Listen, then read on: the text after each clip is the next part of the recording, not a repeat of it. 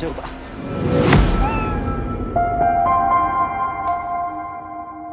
Disutradarai oleh Tommy Dewo, film ini mengangkat kisah nyata dari seorang mahasiswa yang memiliki indera keenam bernama Ardi.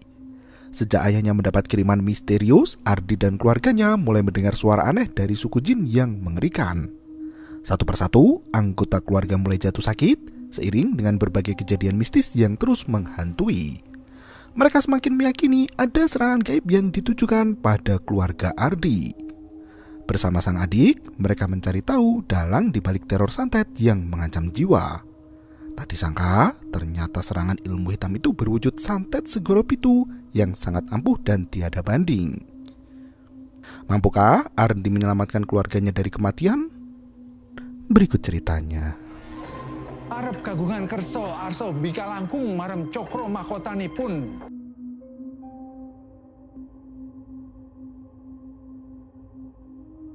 Kisah bermula di Semarang tepatnya tahun 1970. Kala itu warga desa sibuk berinteraksi di pasar tradisional Pandanaran.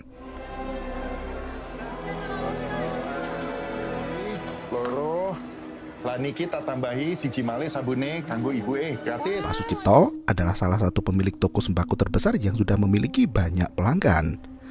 Pagi itu ia sibuk melayani para pembeli yang memborong kebutuhan sehari-hari di tokonya itu. Saat Sucipto sedang sibuk-sibuknya melayani pelanggan, Sardi bersungut-sungut karena dagangannya tak ada yang laku. Mbak, monggo. Mbak, monggo tumbasi, monggo. Meski Sardi selalu menawarkan dagangannya pada pengunjung pasar yang melintas, tak ada satu orang pun yang tertarik untuk masuk ke tokonya. Sore hari setelah pasar tutup, Cipto menutup tokonya yang bernama Sejahtera. Seperti orang zaman dulu pada umumnya, uang yang diperoleh hari itu diikat menggunakan karet gelang agar tidak berceceran dan hilang. Malam harinya, Cipto baru sampai di rumah sakit Bakti Wiratama untuk menjenguk anaknya yang sedang sakit keras. Ia menunjukkan setumpuk uang pada Marni, istri tercinta. Cipto berkata, uang itu bisa digunakan untuk biaya operasi ginjal anak sulungnya. Marni sampai menahan tangis sambil memangku anak kedua mereka yang masih kecil mungil bernama Syifa. Setelah mengurus dokumen dan administrasi, Ardi masuk ke ruang operasi. Dokter memberikan obat anestesi yang membuat anak itu tak sadarkan diri.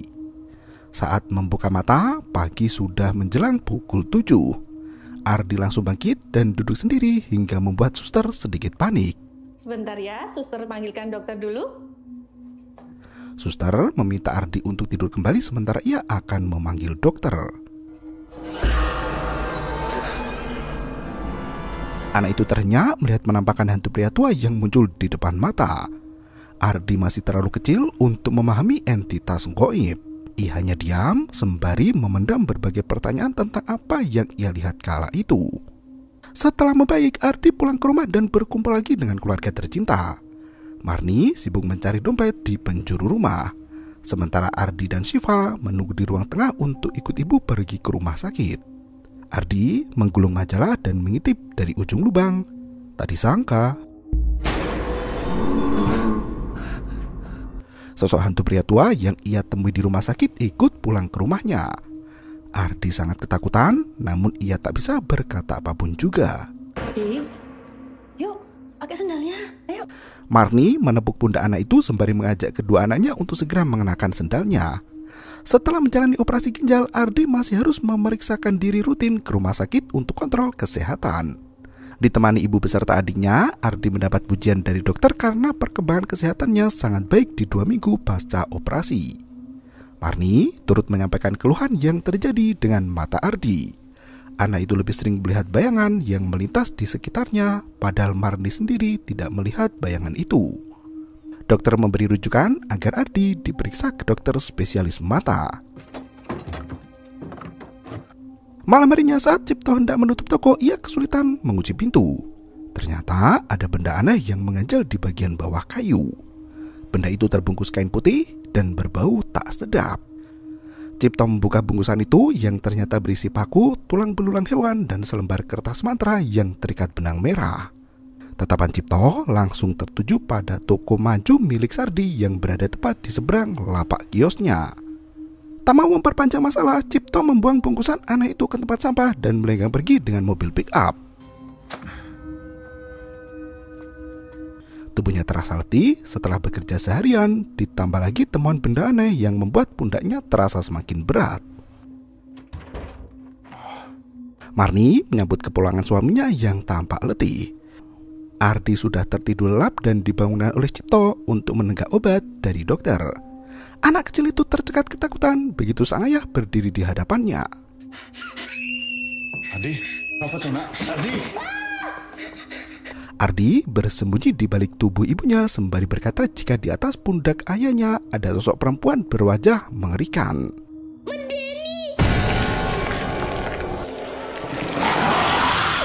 Ardi menjerit histeris tak karuan hingga Cipto dan Mani ikut panik melihat tingkah anaknya.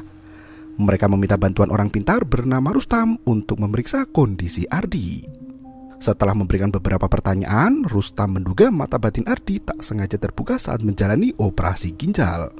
Hal tersebut bisa terjadi pada anak-anak yang mengalami masa kritis dalam hidupnya. Ardi bisa melihat makhluk tak kasat mata dan ketakutan dengan sosok iblis yang ikut Cipto pulang dari pasar. Rustam pun mengusir makhluk itu dan kini Ardi bisa menatap sang ayah dengan tenang tanpa merasa ketakutan. Cipto meminta bantuan agar mata batin Ardi ditutup kembali. Ia merasa kasihan pada anak kecil itu karena selalu ketakutan dan berteriak histeris bahkan sampai demam tinggi. Rustam menegaskan mata batin Ardi sudah tidak bisa ditutup kembali, namun jendela penglihatannya bisa dipersempit. Ardi hanya akan melihat hantu yang mau menampakkan dirinya saja. Rustam memberi satu syarat, yaitu Ardi dilarang pergi ke pasar untuk menghindari kejadian yang tak diinginkan. Apalagi pasar adalah tempat jual beli dan berkumpulnya banyak manusia dengan segala peringainya. Berbagai kejahatan pun terjadi di satu tempat itu yang mengundang banyak jin kafir untuk ikut menjalankan aksinya. Karena seburuk-buruknya tempat adalah pasar, maka Ardi harus dijauhkan dari tempat itu. Rustam mengungkapkan ada beberapa pedagang pasar yang sengaja bersekutu dengan makhluk gaib untuk membuat dagangannya laris ataupun untuk menyingkirkan pesaingnya. Kemusyrikan, ada pesugihan dan santet. Dan film pun dimulai. 13 tahun setelah kejadian itu, Ardi bersama keluarganya sudah pindah ke rumah besar yang lebih nyaman di tengah kota. Mereka memiliki anggota keluarga baru yaitu Arif yang masih duduk di bangku sekolah dasar. Arif tak mau berhenti ambil lauk hingga telur ceplok buatan Botin habis dilahap sendiri. Marni terpaksa meminta Botin untuk membuatkan telur ceplok lagi. Arif menunjukkan buku bacaan barunya yang diperoleh dari seorang teman. Buku itu berjudul Dunia Tak Kasat Mata, karangan Daud Mokhtar. Ia bertanya pada kakaknya Ardi apakah gambar penampakan di buku itu sama seperti aslinya. Ardi hanya terdiam dan berkata jika teman Arif gemar mengarang cerita. Syifa ikut gemas melihat tingkah adik kecilnya itu dan mencubit tangannya. Marni ikut bergabung di meja makan dan menanyakan kapan hari terakhir membayar uang kuliah Ardi. Karena hari itu adalah batas waktu pembayaran kuliah, Ardi diminta pergi ke pasar untuk minta uang ke bapaknya. Ardi terdiam sejenak karena selama ini pasar menjadi tempat paling dihindari olehnya. Naasnya, Marlin dan Botin harus pergi ke rumah saudara sementara Syifa dan Alif pergi sekolah. Marni menasihati Ardi untuk bergegas dan jangan menoleh kanan kiri saat berada di pasar nanti. Sebelum ke kampus, Ardi menyempatkan diri bertemu ayahnya yang sibuk bekerja di dalam pasar. Begitu turun dari motor, ia langsung menundukkan pandangan. Ardi mempercepat langkah agar segera tiba di kios sang ayah. Begitu melintas di depan warung makan, Ardi terhenyak melihat penampakan hantu wanita tua yang sibuk meludahi makanan para pelanggan.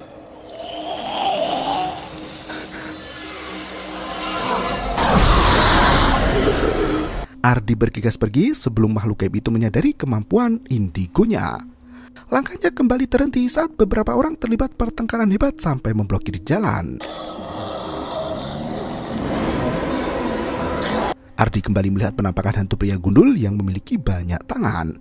Pemuda itu berlari memutari jalan agar segera sampai ke tujuan. Saking terburu-burunya, Ardi tak sengaja bertuburkan dengan pria bernama Wicak yang sedang membawa barang. Wicak langsung marah-marah dan memaki Ardi yang jalan tak pakai mata. Ardi tak henti meminta maaf hingga pria itu melenggang pergi. Penjaga toko yang melihat kejadian itu berusaha untuk menenangkan Ardi. Ia bercerita jika Wicak masih pusing karena 2 minggu lalu anak Wicak baru saja meninggal dunia. Ardi berterima kasih dan melenggang pergi ke toko sejahtera. Ia naik ke lantai 2 di mana Pak Sardi sedang sibuk memaki ayahnya. Bukan urusanmu. Angel. Tak disangka ternyata Sardi adalah kakak Cipto sendiri. Ardi langsung menyapa Pak D-nya itu sembari mengeluarkan tangan untuk berjabat tangan. Anehnya, Sardi tampak sangat benci dengan keluarga adiknya sendiri. Cipto sampai heran melihat sikap Ardi yang terus memusuhi keluarganya sendiri. Sebenarnya Ardi merasa iba pada Pak D-nya sendiri karena anak istri Sardi sudah lama meninggal dunia dan tokonya jadi sepi tanpa pengunjung. Nasib mujur Cipto memang mengundang banyak iri dengki dari orang-orang sekitar. Cipto hanya bisa menerima perlakuan keji dari kakak iparnya sendiri. Ia tetap menghormati Sardi selaku kakak kandung Marni. Ardi mengutarakan niat kedatangannya untuk meminta uang pembayaran kuliah. Cipto masuk ke sebuah kamar yang berada di ujung kantornya dan meminta Ardi untuk menunggu di luar. Setelah mendapatkan uang itu, Ardi memberanikan diri untuk melintasi pasar yang banyak setannya. Ia berjalan cepat hingga tak sengaja menabrak orang yang melintas. Uang dalam amplop coklat itu terjatuh dan terlihat oleh Wicak. Sambil mengambil amplop itu, Ardi bisa melihat deretan hantu wanita yang berdiri di sekitar penjual beras. Ardi langsung ketakutan hingga Wicak ikut kebingungan. Malam harinya Ardi meminta adiknya Arif untuk memijat kepalanya yang terasa pusing. Arif berkata energi kakaknya habis tersedot oleh penghuni gaib yang terlalu banyak di pasar. Siva ikut bergabung dalam obrolan malam itu di mana Arif memaksa Ardi untuk menceritakan penampakan apa saja yang dilihat ketika masuk pasar. Ardi hanya terdiam mendengar ocehan Arif yang tanpa antusias melihat sosok Ratu Kidul dari pantai selatan. Arif meyakini perempuan yang datang ke pantai dengan mengenakan baju hijau akan diseret dan digulung oleh ombak. Siva membungkam mulut Arif dengan tangannya hingga si kecil itu menggigit tangan Siva. Marni berteriak dari luar kamar mengingatkan anak-anak untuk segera tidur. Ardi meminta Arif untuk berhenti membicarakan hal mistis karena memiliki indera keenam itu bukan suatu hal yang menyenangkan. Di tempat lain, Cipto baru saja menutup kios di pasar dan melihat ada gagak hitam bertengger di depan kios. Kali ini Cipto menemukan bungkusan kain hitam yang diikat dengan pita merah. Lagi-lagi ia langsung membuka bungkusan itu dan berisi tengkorak monyet. Cipto berjalan keluar pasar namun ia merasakan ada sesuatu yang mengikuti langkahnya. Sardi ikut merasakan hawa tak tenang yang menyeruak di penjuru pasar. Sesampainya di mobil, Cipto berteriak kencang untuk menantang gelut. Karena tak ada siapapun yang menyahut tantangannya, Cipto langsung membuang bungkusan hitam itu ke tempat sampah dan pulang ke rumah. Marni mengusap pundak Cipto yang kelelahan. Di malam yang kian larut, Cipto tidur sendiri di kamar karena Marni menemani Siva yang ketakutan. Cipto mendapat mimpi buruk di mana tubuhnya terikat di ranting pohon tinggi. Ia melihat gagak hitam beserta pita merah yang menjuntai di dahan kering. Cipto bisa melihat seorang dukun yang sedang merapalkan mantra sihir. Dukun itu memanggil satu jenis pencabut nyawa yang disebut Suanggi. Rawo. Dukun wanita itu menghampiri Cipto dan mentransfer energi jahat melalui kepulan asap putih di mulutnya. Cipto sama sekali tak bisa membela diri karena tubuhnya diikat kencang. Dukun itu berteriak bahwasanya keluarga Cipto akan tersiksa satu persatu. Seketika itu tulang di tubuh Cipto terlipat dengan sendirinya hingga terlepas dari persendian. Cipto hanya bisa berteriak kesakitan dan... Ardi sempat mendengar teriakan dari kamar sang ayah dan memeriksa kondisinya. Cipto masih tertidur lelap di mana Ardi tidak mau menaruh curiga. Saat pemuda itu pergi, bayangan tangan setan muncul di balik pintu. Pagi harinya, Cipto langsung tak enak badan di mana tubuhnya demam tinggi. Saat makan bersama keluarga, tubuh pria itu makin tak karuan dan... Mas. Cipto memuntahkan banyak darah disertai belatung yang masih menggeliat. Cipto sampai jatuh pingsan dan langsung dibawa ke rumah sakit terdekat. Setelah dilakukan pemeriksaan, dokter berkata semua organ dalam Cipto baik-baik saja. Mereka membutuhkan observasi lebih lanjut dan menyarankan untuk opnam 2 hari. Cipto menolak ditinggalkan sendirian di rumah sakit. Ia memilih untuk pulang bersama anak istri. Karena dokter belum mengetahui penyebab pasti dari penyakit yang diderita Cipto, tetangga yang menjenguk memberi saran agar Cipto diperiksa pada orang pintar. Mereka takut ada orang yang sengaja mengirim santet karena iri dengan toko Cipto yang paling laris di pasar.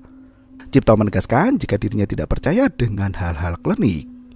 Ardi membaca buku mistis yang dipinjam Arif dari temannya. Ia membuka bab 5 tentang santet. Buku itu menjelaskan berbagai santet yang bisa dikirim menggunakan makhluk gaib untuk melukai dan membunuh seseorang. Pagi harinya Marni menggantikan tugas Cipto berjualan di pasar.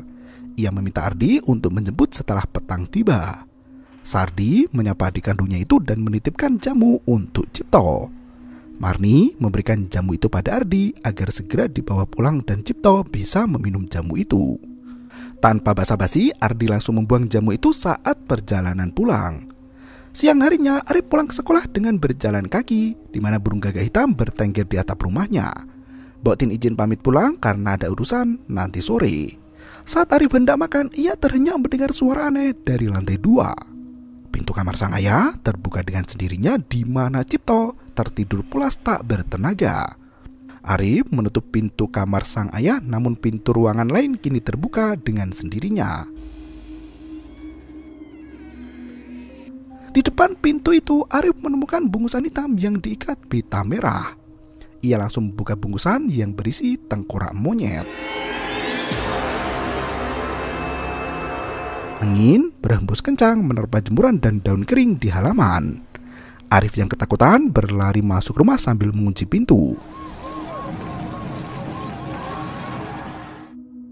Setelah kejadian itu, malam harinya Arif langsung demam.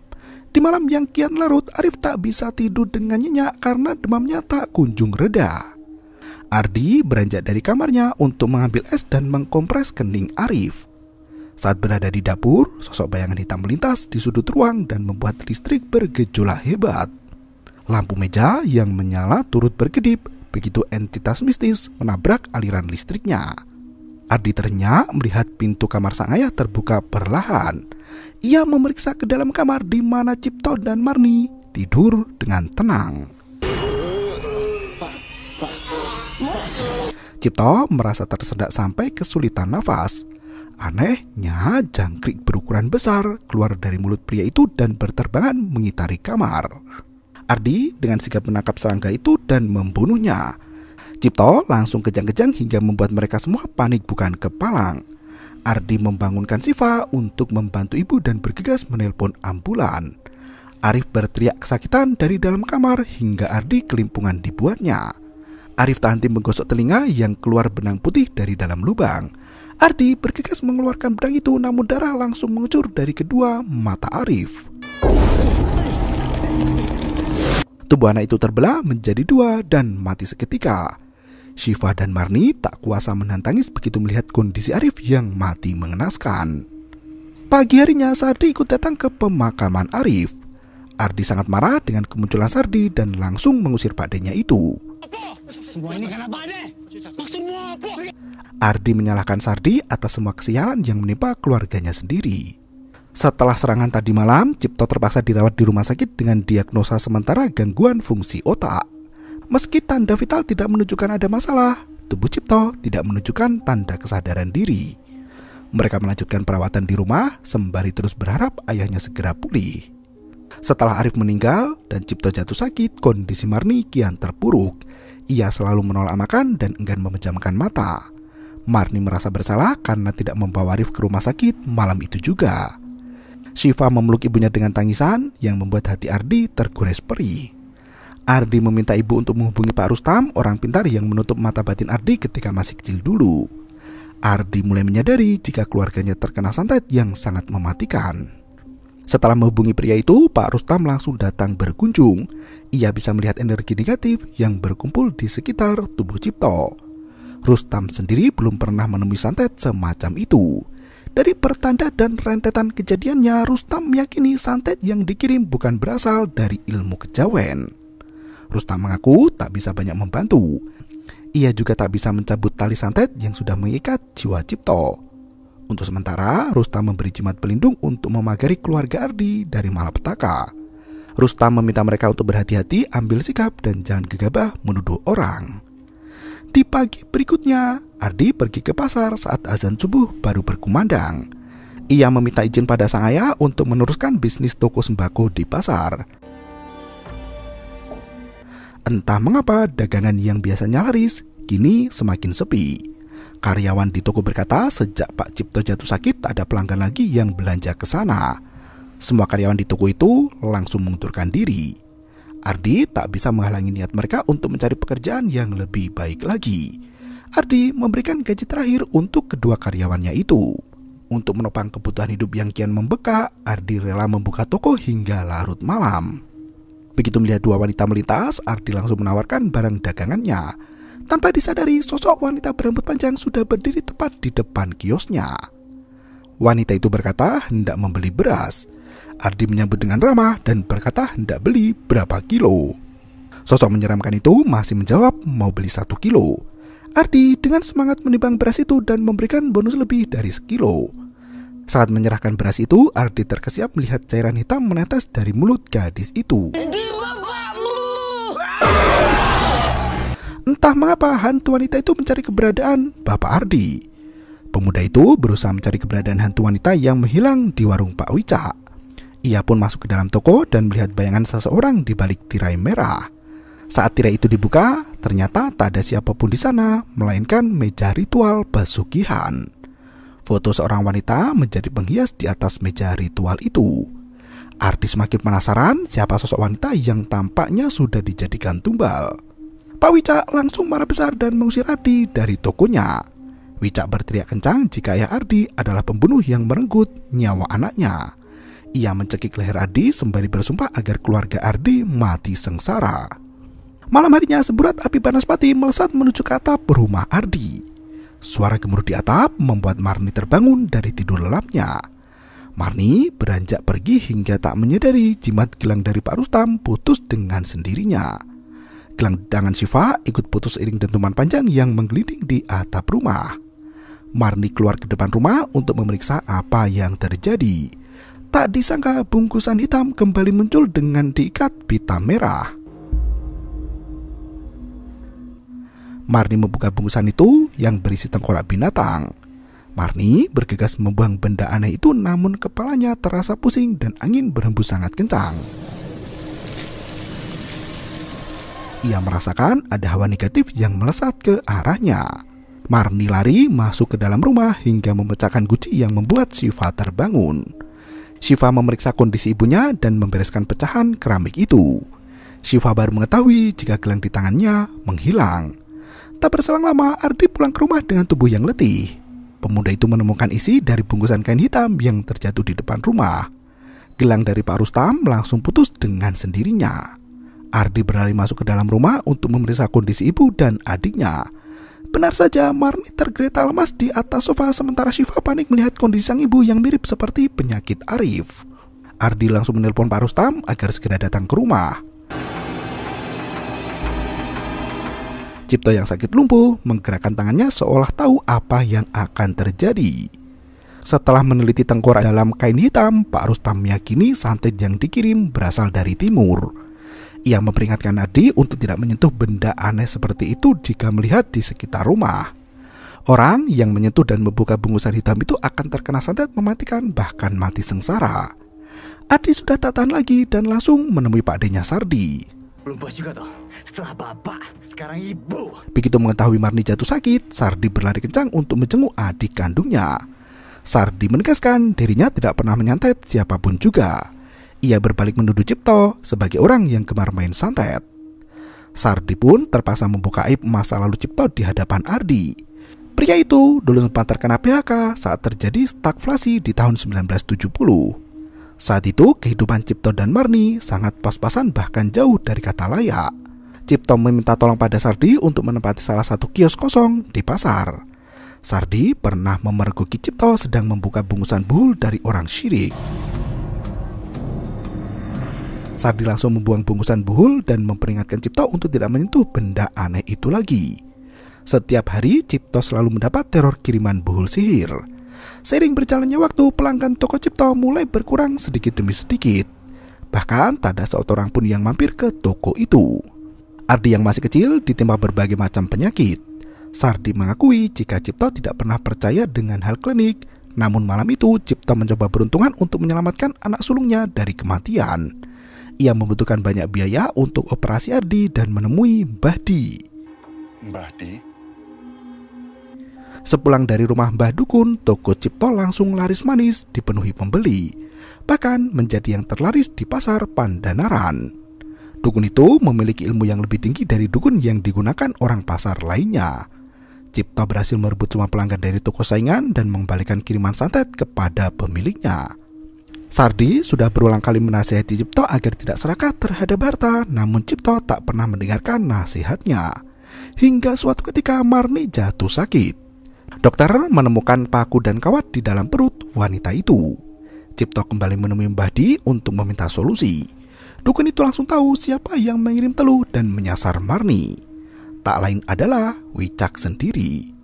Usut punya usut, Wicak sudah berulang kali mengirim sihir namun selalu mental.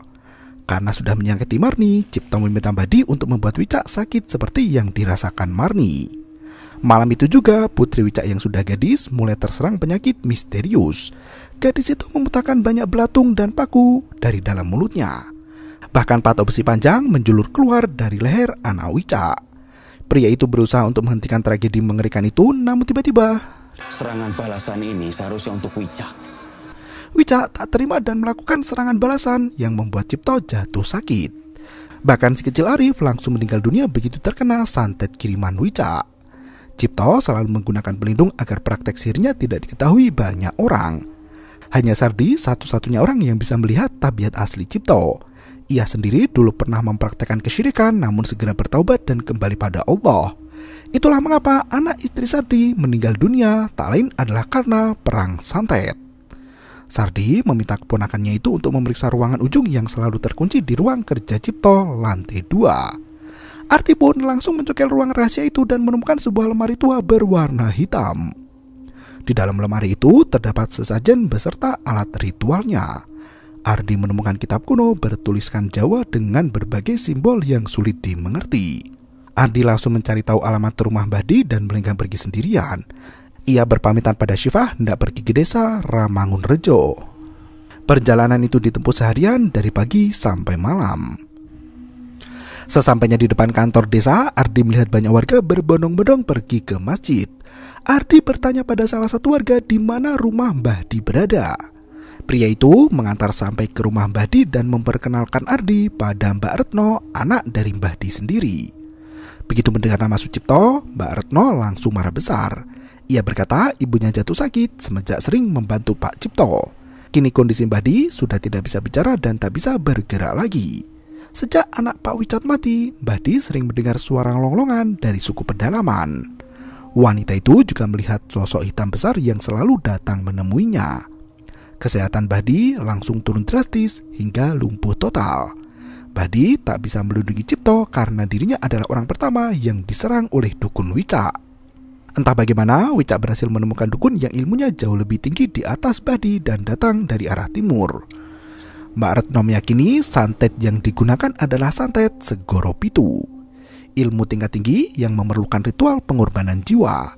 Wicak harus melakukan pertapaan panjang dan menjalin perjanjian sebanyak 7 kali dengan 7 bangsa iblis yang berbeda-beda.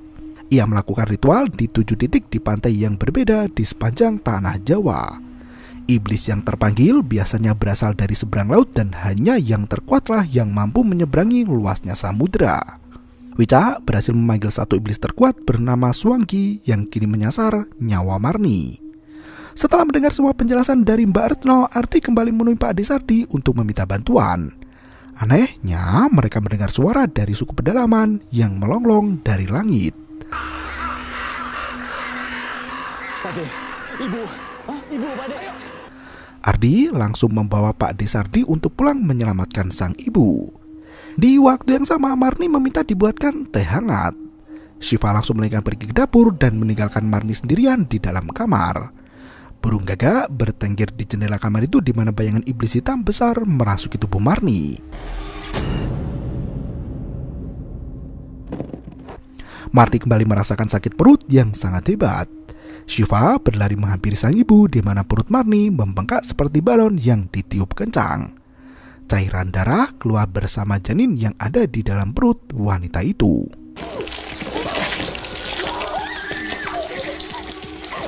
Marni langsung mati dalam sekejap mata. Shiva sampai tak bisa berbuat apa-apa karena kejadian itu berlangsung begitu cepat.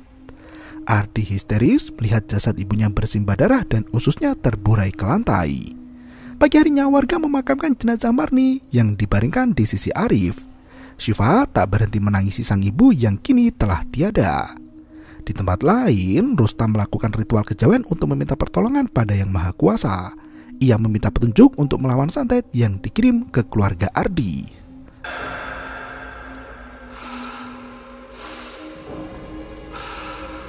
Ardi menatap wajah ayahnya dengan penuh rasa kecewa. Pak D. Sardi berusaha menenangkan hati Ardi dan berkata jika Cipto hanya ingin memberikan yang terbaik untuk keluarga. Ardi sangat marah karena mereka hanya berdiam diri melihat keluarganya hancur dan mati satu persatu. Bapak juga seperti itu terus toh? Tak berselang lama Pak Rustam datang ke rumah dengan membawa ilmu baru. Dari hasil semedi selama berhari-hari, Pak Rustam berhasil menemukan cara untuk menghentikan santet itu. Pak Cipto harus diruat dengan menggunakan air 7 titik pantai tempat Wicak melakukan ritual. Ia meminta Ardi untuk pergi ke 7 pantai dan mengambil air di sana. Prosesi ruatan akan dilakukan di hari yang sama dengan weton Pak Cipto sebelum jatuh pukul 8 malam. Mereka masih punya waktu 5 hari untuk menyiapkan segala kebutuhan ruatan. Untuk melindungi diri, Pak Rustam menyarankan agar mata batin Ardi dibuka sepenuhnya. Dalam proses ruatan itu, Ardi harus menghadapi 7 sosok iblis yang ditugaskan Wicak sebagai penjaga 7 titik. Khawatir dengan nasib ponakannya, Pak D. Sardi bersikeras hendak menemani Ardi. Pak Rustam tak setuju karena ia membutuhkan 1 orang untuk menyiapkan proses ruatan. Akhirnya, Shiva yang akan menemani Ardi mengambil air di 7 titik pantai. Agar mereka berdua selamat, Pak Rustam membuka mata batin Shiva dan Ardi sepenuhnya. Dengan kembang 7 rupa, mereka menjalani ritual pembukaan mata batin. Saestunipun ingkang sampun. Setelah ritual selesai, pagi harinya Shiva dan Ardi memulai perjalanan dari arah timur ke barat. Mereka pergi ke pantai Watu Ulo dan mengikuti insting indera keenamnya untuk menentukan air mana yang diambil. Sementara itu, Pak D. Sardi selalu memperbarui sesaji yang ada di kamar Cipto. Pagi itu, ia melihat burung gagak bertengger di jendela seolah hendak menunggu kapan Cipto mati. Rustam memukul alat musik tradisional Jawa sembari melantunkan tembang untuk memohon perlindungan pada Sang Hyang Widi. Kulo nedha pitedah pangayoman. Setelah berjalan cukup lama, Ardi dan Shiva berhasil menemukan titik itu. Mereka melihat papan altar gaib yang digunakan untuk menjaga titik pantai dari penglihatan manusia biasa. Ardi mengambil air dengan kendi dan tali, sementara Shiva mematikan lilin. Saat mereka hendak pergi, seorang pria muncul dari semak dan menghalangi mereka berdua. Ardi dan Shiva lari kalang kabut ketika melihat sosok pria itu berubah menjadi siluman ular hitam. Sesampainya di mobil, tiba-tiba siluman itu berusaha menyerang dan memecahkan kaca jendela kemudi. Ardi langsung tancap gas pergi sebelum ditangkap oleh siluman. Sesampainya di pantai kedua, mereka bertemu dengan jin seram bercula 2. Mereka tak bisa melakukan perlawanan dan terus berlari. Di waktu yang sama, Rustam memainkan gamelan tanpa henti untuk memastikan keselamatan Ardi. Di pantai ketiga, mereka bertemu dengan jin nenek terbang yang berambut putih. Karena sudah malam, mereka melanjutkan perjalanan ke hari kedua. Pantai keempat dijaga oleh siluman wanita. Pantai kelima, di malam harinya Ardi bertemu dengan jin penari yang menginginkan tubuh Shiva. Mereka lari lagi dan melanjutkan perjalanan di hari ketiga. Di pantai keenam, mereka bertemu dengan jin kepala buntung. Ardi yang ketakutan hampir tertangkap, namun untungnya Shiva langsung menyeret tubuh sang kakak. Hari keempat, mereka pergi ke pantai terakhir yaitu pantai ketujuh dan bertemu siluman bawah tanah dan jin itu berusaha menghalangi, namun kereta kuda menakuti mereka semua. Prajurit Ratu Kidul datang dengan membawa kendi berisi air. Ia memberikan hadiah dari Kanjeng Ratu Kidul dan meminta Ardi untuk segera pulang. Ritual ruatan harus dilakukan sementara jam menunjukkan pukul 7:30 malam. Angin berembus sangat kencang hingga menerpa daun pintu yang terbuka lebar. Rustam kembali duduk di gamelan untuk menabuh gambang.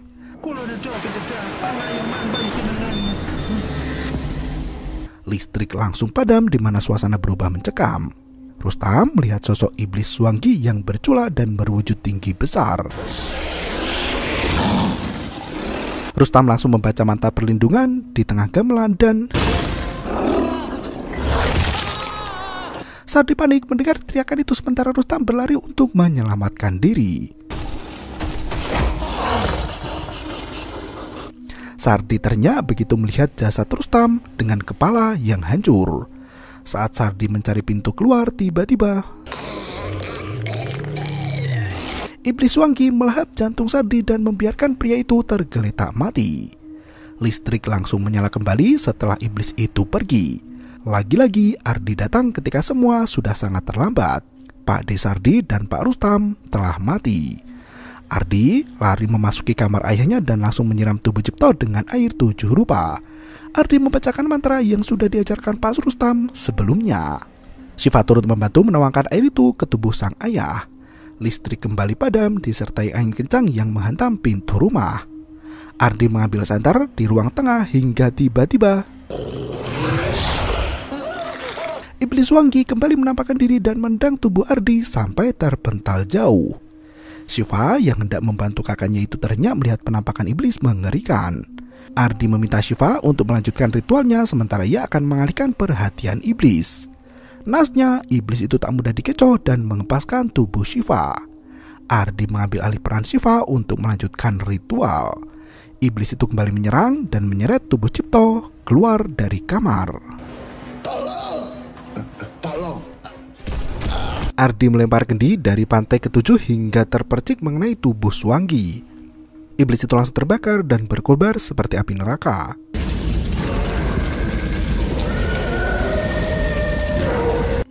Setelah iblis menghilang, listrik kembali menyala dan situasi menjadi kondusif. Ardi dan Syifa berusaha membangkitkan sang ayah di mana Cipto berhasil siuman. Cipto langsung meminta maaf pada putra-putrinya karena menggunakan jalan syirik untuk mencari uang. Di tempat lain, Wicak merasakan ada sosok yang datang ke kamar ritualnya. Ia bergegas memeriksa lilin yang terpejam seketika. Wicak bergegas menemui sang dukun untuk minta solusi. Dukun itu sibuk membuat jimat untuk melindungi mereka dari serangan balik. Saat dukun menyiapkan ritual pembersihan jiwa, lilin di rumahnya mati dan menyisakan kegelapan malam. Iblis Swangi pulang dengan tubuh hangus terbakar. Ia melampiaskan amarahnya pada Mbah Dukun yang kurang berilmu. Tubuh dukun itu ditarik hingga terbelah menjadi 2. Kini giliran Wicak yang merasakan akibatnya. Setelah Cipto diruat, kondisi Badi kembali membaik. Malam itu juga Swangi pergi dari tanah Jawa untuk kembali ke suku asalnya di seberang samudra. Ardi mendesak sang ayah untuk membersihkan diri dari segala praktek syirik. Badi pun bersedia membantu untuk mengakhiri perjanjian dengan iblis. Mereka merawat lemari itu dengan persembahan yang diminta. Badi menegaskan jika tugas jin penglaris telah usai dan diminta untuk pindah ke rumah baru bersamanya. Lilin terpejam dengan sendirinya, pertanda jin sudah meninggalkan lemari keramat itu. Cipto sampai terhenyak menyaksikan kejadian supranatural yang menimpa dirinya sendiri dan film pun berakhir. Dengan memberi penonton pengalaman baru lewat ide cerita yang ditawarkan, film ini berhasil mengembangkan imajinasi penonton tentang sosok iblis beserta jenis-jenis santet yang diyakini kebenarannya. Latar perkampungan dan pedalaman mendukung nuansa horor secara perlahan. Film ini menonjolkan tradisi adat Jawa yang memiliki ilmu mistik dalam kepercayaan kejawen. Kepercayaan yang muncul dari perpaduan kepercayaan asli masyarakat Jawa seperti animisme dan dinamisme dengan masuknya agama lain yaitu Islam, Buddha, dan Hindu. Ilmu mistik kejawen lebih menitik beratkan pada penguasaan batin untuk hidup damai berdampingan dengan makhluk metafisika. Film ini berhasil menyampaikan keseimbangan yang dijunjung dalam kejawen di mana kejahatan dibalas kejahatan dan mereka menerima karmanya masing-masing. Dalam bahasa kejawen, karma disebut sebagai ngunduh wohing pakarti. Untuk menghasilkan karma baik, orang Jawa terikat dengan berbagai pitutur dan wewaler yang termaktub dalam serat dan kitab kuno. Pada intinya, mereka yang bertumindak baik dan gemar melakukan kebaikan akan mudah mendapat karma baik. Terima kasih dan sampai jumpa.